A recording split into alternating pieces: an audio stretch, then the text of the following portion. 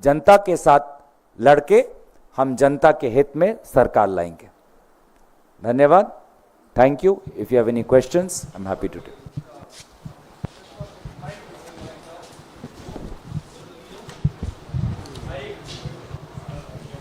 मैं पूछूं? गौरव जी इस तरफ सामने आपके। हाँ, इकोनॉमिक सर्वे में ये भी कहा गया है कि चाइना से हमको अपना एफडीआई बढ़ाना चाहिए ताकि जो भारत की ग्लोबल चेन पार्टिसिपेशन है वो बढ़ सके और एक्सपोर्ट्स बढ़ सके। आप भी पक्षधर हैं इस बात के? देखिए, सरकार का दाहिना हाथ और सरकार का बाइना हाथ वो उल्टी जगह में जा रहे हैं।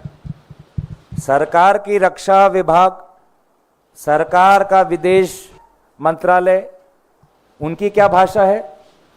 वो बोलते हैं कि जब तक सीमा का समस्या समाधान नहीं होगा हम चीन के साथ हम एक साधारण रिश्ता, पहले जैसा रिश्ता हम नहीं कर सकते। एक तरफ सरकार चीनी व्यक्तियों को वीजा देने पे पाबंदी लगा रहा है, अलग अलग क्षेत्रों में चीनी कंपनी को बैन कर रहा है, और दूसरा सरकार का एक विभाग बोल रहा है और चीनी लोग आए, टेक्नीशियन आए, उनको और वीज़ा मिलना चाहिए, उनको और निवेश होना चाहिए। तो ये है सरकार की डबल इंजन सरकार। लेकिन ये डबल इंजन एक दिशा में नहीं, ये उल्टी दिशा में जा रहा है। तो हम तो इसलिए चीन और विदेश नीति के संपर्क में सदन के अंदर चर्चा चाहते हैं कि सरकार हमको बताए। एक बात पर कहती है कि लाल आंख और दूसरे बात पर कहती है कि रेड कार्पेट से स्वागत किया जाए। तो ऐसे ना सीमा हमारा सुरक्षित रहेगा, ना हमारी अर्थव्यवस्था सुरक्षित रहेगी। गौरव जी, मेरा सवाल ये है कि अभी आपने रेल की बात की है और रेल परिवहन देश की रीढ़ की हड्डी है। रेल में एक बड़ा मुद्दा खासतौर पे रहा है बुजुर्गों को जो पहले छूट मिलती थी, वो छूट इस सरकार ने बंद कर दिया है। ये तमाम प्रदर्शन भी इस पर हुए हैं, बुजुर्गों ने प्रदर्शन भी किया है। क्या कांग्रेस पार्टी की मांग है कि इस बजट में बुजुर्गों को छूट मिलनी चाहिए पहले जैसे, जिस तरीके से पहले छूट मिलती रही है? देखिए, ये तो हम बार बार ये कह रहे हैं कि रेल को लेकर हमको एक विस्तार से चर्चा करनी चाहिए, लेकिन इनका सबसे पहला काम ही रेल बजट को समाप्त करना था, जो अलग से चर्चा होती थी। दूसरी बात, हमने कहा कि रेल ये आम जनता की आने जाने की रीढ़ की हड्डी है, और इसमें जो रेलवे प्लेटफॉर्म का भाड़ा था उन्होंने बढ़ाया। उसके बाद सीनियर सिटीजन्स का जो सुविधा थी वो उन्होंने हटाया। आंकड़े मैंने आपको दे दिए। जो जनरल पैसेंजर है, स्लीपर पैसेंजर है, आज उसको और मुश्किलों का सामना करना पड़ रहा है, क्योंकि कोचेस जितनी पर्याप्त बननी चाहिए नहीं बन रही। सरकार का पूरा ध्यान एसी कोच पर है, स्लीपर और उस पर नहीं है। तो एसी पैसेंजर्स की संख्या बढ़ रही है, स्लीपर और जनरल पे नहीं बढ़ रहा। रेल के भाड़े बढ़ रहे हैं और रेल दुर्घटना, हर दिन डिरेलमेंट। ये रेलवे मंत्री नहीं, अब डिरेलमेंट मंत्री बन गए हैं। ये तो हर दिन डिरेलमेंट। लेकिन अफसोस की बात कि इस मोदी जी की सरकार में कोई मंत्री जिम्मेवारी लेता ही नहीं है। आज एनटीए का बात आया, हमने शिक्षा मंत्री से पूछा कि आप तो 2021 से हैं, आपके संरक्षण में ये पूरा नीट का मामला हुआ है, तो आपसे कैसे अपेक्षा कर सकते हैं कि आप एक निष्पक्ष जांच करेंगे? इन्होंने तो पहले दिन कुछ हुआ ही नहीं बोला, फिर जब दबाव आया कुछ हुआ, फिर उन्होंने बोला कि एनटीए का चेयरमैन तो बदलना चाहिए लेकिन मैं अपनी सीट पे बैठा रहना चाहिए। और जब हमने उनसे बोला कि आप इस्तीफा के बारे में सोचिए, तो उन्होंने अहंकार से बोला कि मुझे प्रधानमंत्री ने बनाया है। माफ कीजिएगा, प्रधानमंत्री ने नहीं, देश के युवाओं ने आपको मंत्री बना है। देश के युवाओं ने अपेक्षा की है कि आज इनकी समस्या समाधान करने के लिए आप अपना पद को छोड़ें और कोई दायित्व लेते हुए कोई व्यक्ति आए। कोई जवाब नहीं आज उनके पास। हम तो बहुत मायूस थे आज कि उन्होंने ऐसा कह दिया कि कुछ हुआ ही नहीं। सीबीआई की इंक्वायरी चल रही है और इंक्वायरी खत्म हुई नहीं, उन्होंने पहले क्लीन चिट दे दिया। ये मंत्री जो 2021 में हैं, ये बार बार क्लीन चिट देने में क्यों इतने उतावले हैं? सुप्रीम कोर्ट ने कहा, दबाव डाला, तब जाके सेंटर के रिपोर्ट्स उन्होंने प्रकाशित किए। और हमने देखा, वो चाहे सीकर हो चाहे गोधरा हो, चाहे कोट्टयम हो, एक एक सेंटर में किस प्रकार के हमको कहानी देखने को मिल रहे हैं। जो 12वीं की परीक्षा में विफल हो चुका है उसको 650 से ज़्यादा मिल जाता है। ये कैसा परीक्षा है? क्या 12वीं का परीक्षा नीट परीक्षा से ज़्यादा मुश्किल है? तो कोई जवाब नहीं।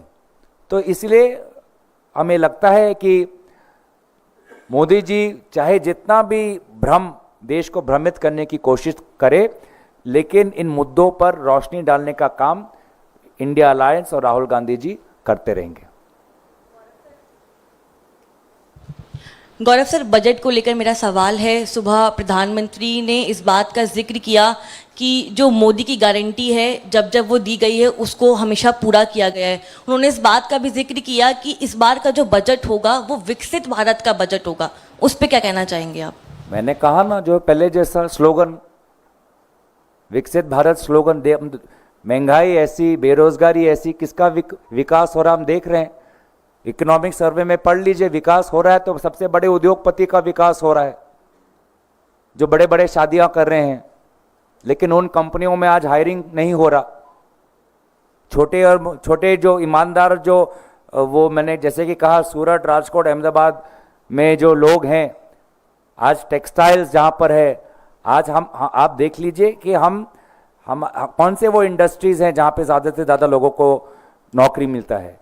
Textiles, leather, bicycle, two wheeler, इन सेक्टर्स के आप ध्यान रखिए। अगर अध्ययन करें क्या हो रहा है, सब आप सारे यहाँ पे दूसरे देशों की तुलना में हम पीछे पड़े हुए हैं। और हाँ, मोदी जी ने आज एक और बड़ी दिलचस्प बात कही, घुटन, क्या उनकी आवाज को,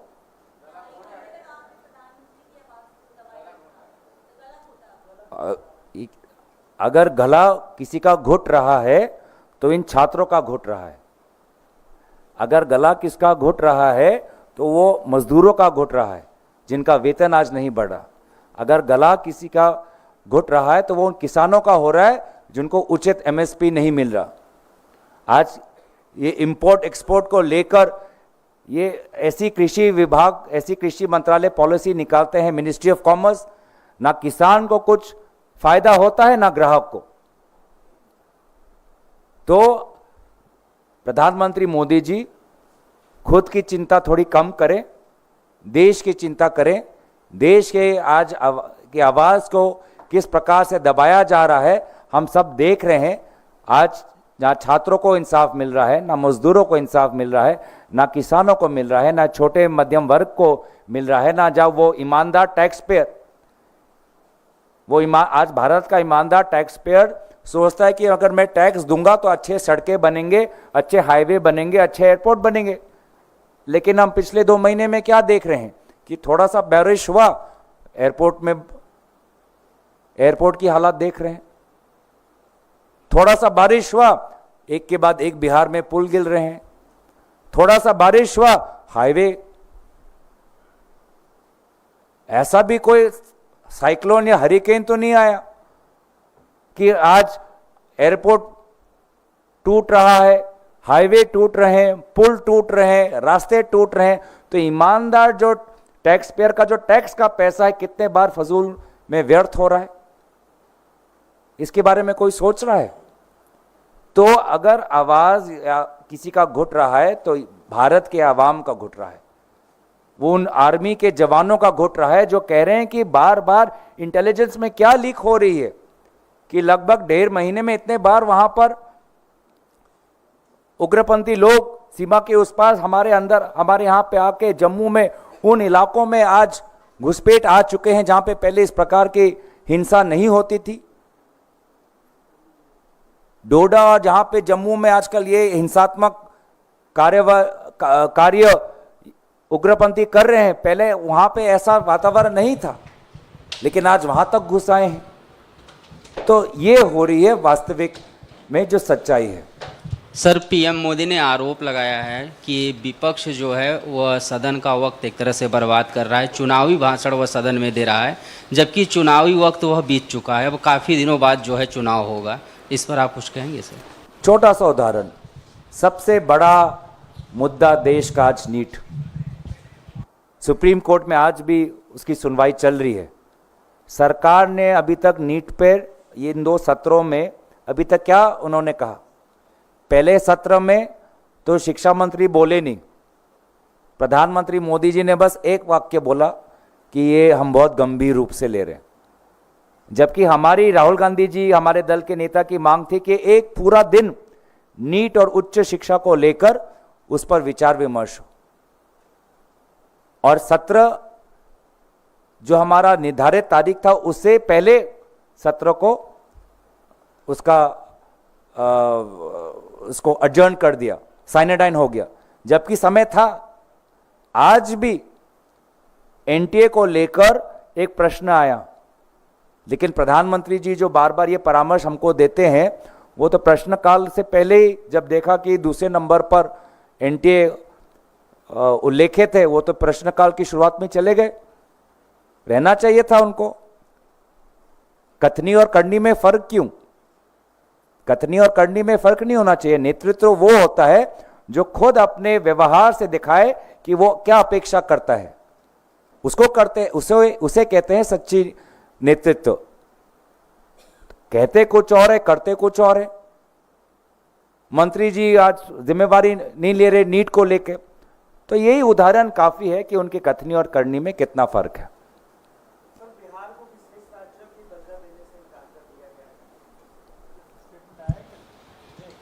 मैं देखा नहीं मैंने। अभी सर लालू यादव ने साफ तौर पे कहा है कि ये जो है बीजेपी की सरकार और जेडीयू की सरकार बिहार के लोगों के साथ खिलवाड़ कर रही है, क्योंकि सबको उम्मीद था कि इस बार स्पेशल स्टेट का दर्जा जो है बिहार को मिलेगा, लेकिन नहीं मिला। देखिए, टीडीपी ने तो अपेक्षा करनी छोड़ दी, क्योंकि आजकल वो स्पेशल कैटेगरी स्टेटस की मांग नहीं करते, लेकिन जेडीयू ने अपेक्षा की थी, और इसीलिए काफ़ी प्रकाशित हुई ये बात, चर्चित हुई कि उनको स्पेशल कैटेगरी स्टेटस की आशा थी, उम्मीद थी। लेकिन जिस प्रकार से उस उम्मीद को नकारा गया, क्या वो जेडीयू के साथ कोई बातचीत हुई ये घोषित करने से पहले? क्या मुख्यमंत्री को विश्वास में लिया गया ये उत्तर देने से पहले? मुझे तो संदेह है। तो इसीलिए मैंने पहले भी कहा कि शायद प्रधानमंत्री मोदी जी अपना 5 साल नहीं खत्म कर पाए, क्योंकि इस सरकार में सबको साथ लेने वाली वो दिल में वो भावना होनी चाहिए। सबको साथ लेने में या सबको विश्वास में लेने की जो खूबी एक व्यक्ति में होनी चाहिए, वो खूबी शायद प्रधानमंत्री मोदी जी में नहीं है। और शायद इसीलिए ये जो 2 दलों के बीच में बहुत एक संवेदनशील मामला था, एक प्रदेश की एक उम्मीद इस स्पेशल कैटेगरी स्टेटस के साथ जुड़ी हुई थी, उस उम्मीद को आज इतनी बेरहमी से उसको नकारा गया है। ठीक है, थैंक यू। Thank you.